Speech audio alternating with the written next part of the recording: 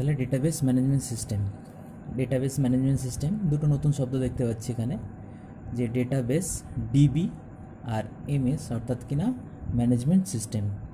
MS মানে হচ্ছে management system, এই দুটো নিয়ে হচ্ছে ডেটাবেস ম্যানেজমেন্ট সিস্টেম। অর্থাৎ কিনা DB MS is equals to DB অর্থাৎ কিনা ডেটাবেস, অর্থাৎ কিনা কম্পিউটারে যেখানে তথ্য জমা থাকে তাকে আমরা ডেটাবেস বলি। আর হচ্ছে এমএস মানে ম্যানেজমেন্ট সিস্টেম, অর্থাৎ কিনা এটা একটা প্রোগ্রামিং বা একটা সফটওয়্যারের পার্ট। তো আমরা এটাকে এরকমভাবে লিখতে পারি, ডিবি প্লাস ডেটাবেস অর্থাৎ কিনা ডিবি মানে প্লাস হচ্ছে পিআই মানে হচ্ছে প্রোগ্রামিং ইন্টারফেস।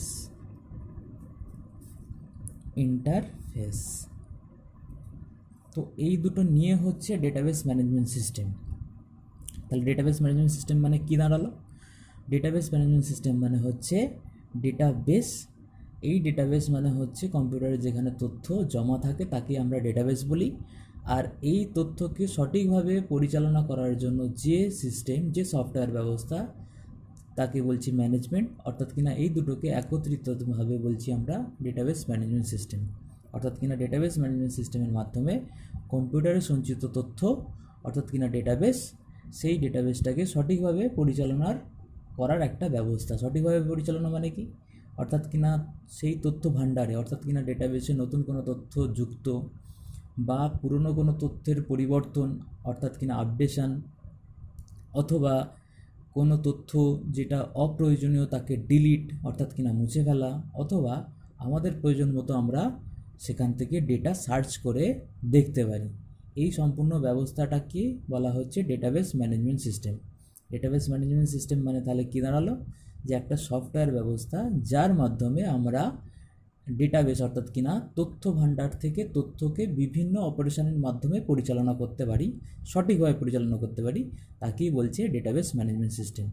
এখন ডেটাবেস ম্যানেজমেন্ট সিস্টেমের এক্সাম্পল কি? ডেটাবেস ম্যানেজমেন্ট সিস্টেমের এক্সাম্পল হচ্ছে যেমন ধরো ওরাকেল নাম শুনে থাকবে। ওরাকেল বলে একটা সফটওয়্যার আছে যারা কিনা ডেটাবেস ম্যানেজমেন্ট সিস্টেম তৈরি করেছে, এবং এদের তৈরি করা একটা নতুন শব্দ শুনবে তোমরা, এসকিউএল, স্ট্রাকচার কোয়েরি ল্যাঙ্গুয়েজ, এটা আমি আবার পরে বলবো। তো এই এসকিউএলের কিন্তু তৈরি করার পেছনে এই ওরাকেল কোম্পানির অবদান আছে। ওরাকেল বলে একটা কোম্পানি আছে যে ডেটাবেস সফটওয়্যার তৈরি করে। এছাড়া কি মাই এসকিউএল সার্ভার, DB2 আর কি। তো এইগুলো সবই হচ্ছে ডেটাবেস ম্যানেজমেন্ট সিস্টেমের উদাহরণ।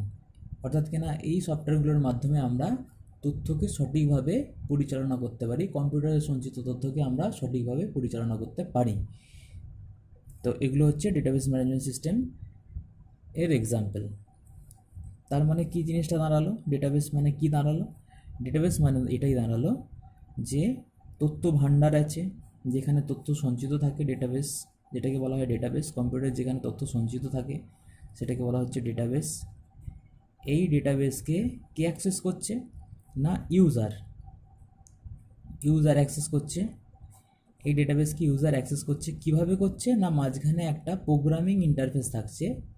সরাসরি ডেটাবেসকে অ্যাক্সেস করতে ইউজার পারবে না, তার জন্য একটা প্রোগ্রামিং ইন্টারফেস একটা করে দেওয়া আছে, সেই বা একটা সফটওয়্যার বসানো আছে। সেই সফটওয়্যারের মাধ্যমে আমরা কম্পিউটারে সঞ্চিত তথ্যকে আমরা অ্যাক্সেস করতে পারছি। তো এটা হচ্ছে ডেটাবেস ম্যানেজমেন্ট সিস্টেমের DBMS এর চিত্র গঠন। তো এটা হচ্ছে DBMS এর চিত্র বা গঠন। তাহলে এটা হচ্ছে ডেটাবেস ম্যানেজমেন্ট সিস্টেম। এখন ডেটাবেস ম্যানেজমেন্ট সিস্টেম আমরা কোথায় ব্যবহার করি? ডেটাবেস ম্যানেজমেন্ট সিস্টেম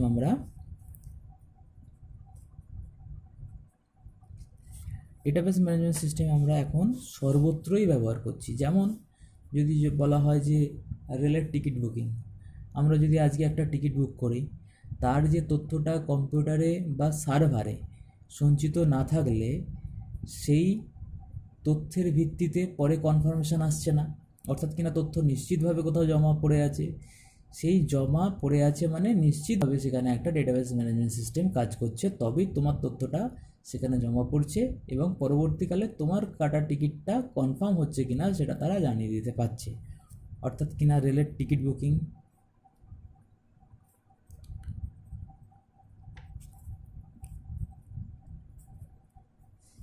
আমরা ব্যাংকে যাচ্ছি, আমাদের কোনো ব্যাংকে আমাদের কোনো ব্যাংকে অ্যাকাউন্ট থাকতে পারে, সেই ব্যাংকের এটিএম বিভিন্ন জায়গায় থাকতে পারে। এমন নয় যে আমরা যে ব্যাংকে আমাদের অ্যাকাউন্ট আছে সেই ব্যাংকে গিয়েই আমাদের সবসময় টাকা তুলতে হচ্ছে। আমরা কি করছি, যে কোনো ব্যাংকের যে কোনো এটিএমে আমরা আমাদের card, credit card, debit card punch করে আমরা তার মাধ্যমে কিন্তু টাকা পাচ্ছি। অর্থাৎ কি না ওই অ্যাকাউন্টটা কোনো নির্দিষ্ট ব্যাংকের ব্রাঞ্চে নেই, ওই অ্যাকাউন্টটা সার্ভারে আছে, যে সার্ভারে একটা ডেটাবেস নিশ্চিতভাবে আছে, যে ডেটাবেস থেকে আমরা তথ্য যেখান থেকে খুশি আমরা শেয়ার করে আমরা দেখতে পাচ্ছি বা তাকে ব্যবহার করতে পারছি। অর্থাৎ কিনা ব্যাংকিং ব্যবস্থা,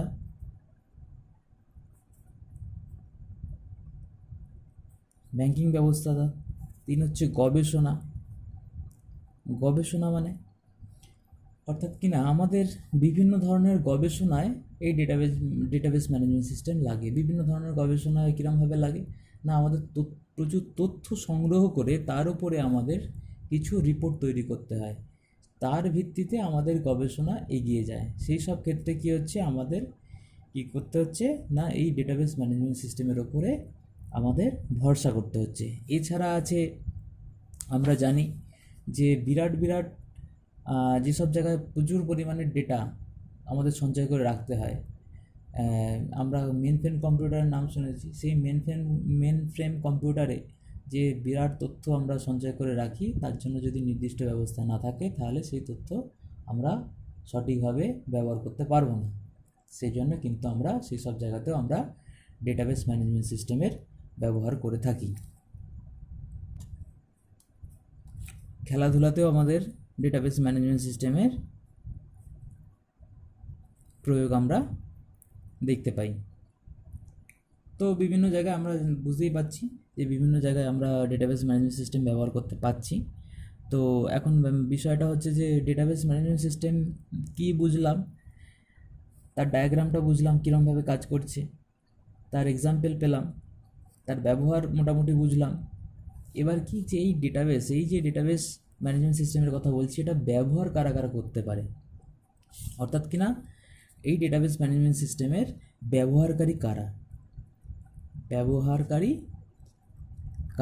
তাহলে তাদেরকে আমরা চিনতে হবে, তার মধ্যে আমরা আছি কিনা দেখতে হবে। তাহলে সেই ব্যবহারকারীদের আমরা কি করছি, ডেটাবেস ম্যানেজমেন্ট সিস্টেমের ব্যবহারকারীদের আমরা প্রধানত তিনটে ভাগে ভাগ করছি। কি সেই তিনটে ভাগ না, প্রথমটা হচ্ছে ডিবিএ, অর্থাৎ কিনা ডেটাবেস অ্যাডমিনিস্ট্রেটর। 2 নম্বর হচ্ছে ডেটাবেস ডিজাইনার, আমরা দেখতে পাচ্ছি ডেটাবেস ডিজাইনার। আর হচ্ছে 3 নম্বর হচ্ছে এন্ড ইউজার মানে হচ্ছে আসি বিষয়টা নিয়ে। প্রথমে আমি আসি এন্ড ইউজারকে, আবার আমরা দেখতে পাচ্ছি অনেকগুলো সেকশানে আমরা ভাগ করেছি তাদের ক্যাটাগরি অনুযায়ী। প্রথমে আমরা আসি ডেটাবেস অ্যাডমিনিস্ট্রেটর হচ্ছে ডিবিএমএসের সেই ব্যবহারকারী যে সম্পূর্ণ ডেটাবেস সম্বন্ধে যার নলেজ আছে তাকেই বলা হচ্ছে ডেটাবেস অ্যাডমিনিস্ট্রেটর। সেই ডেটাবেস অ্যাডমিনিস্ট্রেটর তাহলে কাজ কি, ডেটাবেস অ্যাডমিনিস্ট্রেটরের কাজ হচ্ছে নতুন কোনো ব্যবহারকারী, দেখতেই পাচ্ছ ইউজার বা ব্যবহারকারীকে তৈরি করা, অর্থাৎ কিনা সেই ডেটাবেসটা অ্যাক্সেস করার জন্য যে অন্যান্য ইউজার তাদেরকে তৈরি করা, তাদেরকে পরিচালনা করা। অন্য কোনো ইউজার তার ক্ষমতা যদি খর্ব করতে হয়, সেক্ষেত্রেও ডেটাবেস অ্যাডমিনিস্ট্রেটরের ভূমিকা কিন্তু গুরুত্বপূর্ণ। অর্থাৎ কিনা কোনো ইউজারকে কতটা ডেটাবেসটা অ্যাক্সেস করতে দিতে হবে তার পারমিশনও কিন্তু ডেটাবেস অ্যাডমিনিস্ট্রেটররাই ঠিক করবে।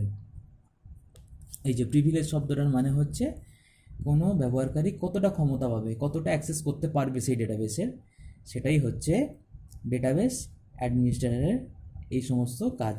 নেক্সট হচ্ছে ডেটাবেস ডিজাইনার। ডেটাবেস ডিজাইনার কারা? ডেটাবেস ডিজাইনার হচ্ছে তারা যারা ডেটাবেসকে ডিজাইন করে মানে আমাদের ধরো এরকম হলো যে স্কুল ম্যানেজমেন্ট সিস্টেম বলে একটা ডেটাবেস তৈরি করতে হচ্ছে।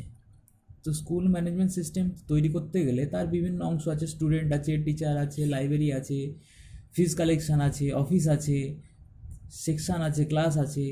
এই সমস্ত বিষয়গুলোকে পরিচালনা করতে হলে তাহলে আমাকে তাদের ডেটাগুলোর সঙ্গে কিভাবে কি রিলেশান করতে হবে, স্টুডেন্টের সঙ্গে লাইব্রেরির কী সম্পর্ক থাকবে, স্টুডেন্টের সঙ্গে ক্লাসের কী সম্পর্ক থাকবে, টিচারদের সঙ্গে ক্লাসের কী সম্পর্ক, টিচারদের সঙ্গে সাবজেক্টের কী সম্পর্ক, সেই সম্পর্কগুলো কিভাবে ডিজাইন করলে সহজে আমরা ডেটাবেসটাকে তৈরি করতে পারবো এবং যার আউটপুট হবে সবথেকে ভালো, সেই কাজটা যারা করে তাদেরকে বলা হয় ডেটাবেস ডিজাইনার।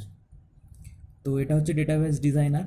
নেক্সট হচ্ছে এন্ড ইউজার। এন্ড ইউজার মানে এন্ড ইউজারকে আমরা বললাম যে আমরা অনেকগুলো ক্লাসে ভাগ করেছি। এক হচ্ছে ক্যাজুয়াল এন্ড ইউজার, 2 নম্বর হচ্ছে নেটিভ এন্ড ইউজার, 3 নম্বর হচ্ছে সফিস্টিকেটেড এন্ড ইউজার, 4 নম্বর হচ্ছে স্ট্যান্ড অ্যালোন এন্ড ইউজার। তো একটা একটা করে আমরা আসি।